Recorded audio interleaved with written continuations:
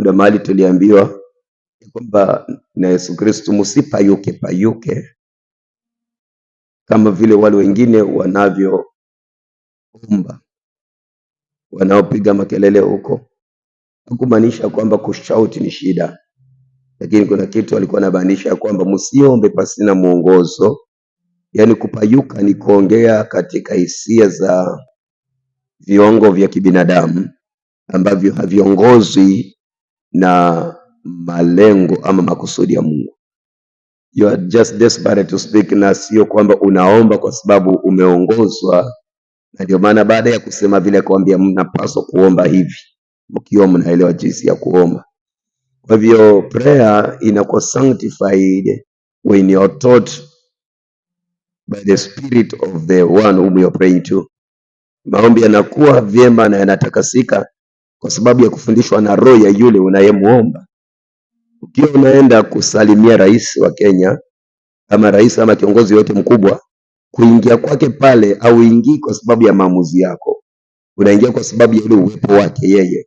Lazima uweze kuunderstand ukiwa unaenda kwa rais unaenda kinamna gani, ukiwa unaenda kwenu unaenda kwa njia gani, ukiwa una address mtu wa aina fulani wa kiongo fulani unamuaddress kinamna gani, kwa sababu wamezingirwa na utisho fulani ama na mamlaka fulani ambayo yanayoweza kukugovern jinsi ya kuweza kuongea na wao.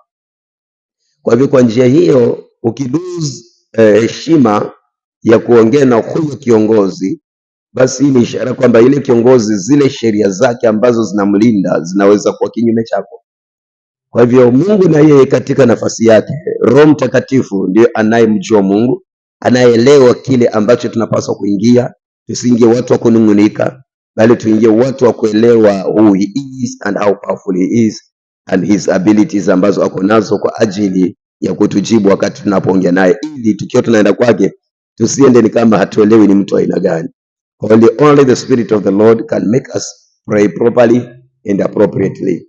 Kwa hivyo katika sala utaenda usome leo sala ya Yesu aliyoiomba katika kitabu cha John 17.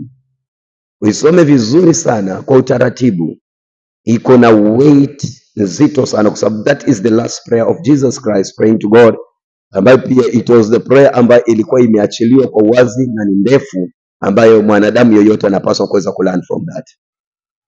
Na kama hata kama ni mtu unataka kuweza kuona umeshinda ama umepata kitu cha thamani, unafuata mtu aliye na kitu cha thamani, alafu akiwa anaongea vile alikipata, utataka kumsikiliza.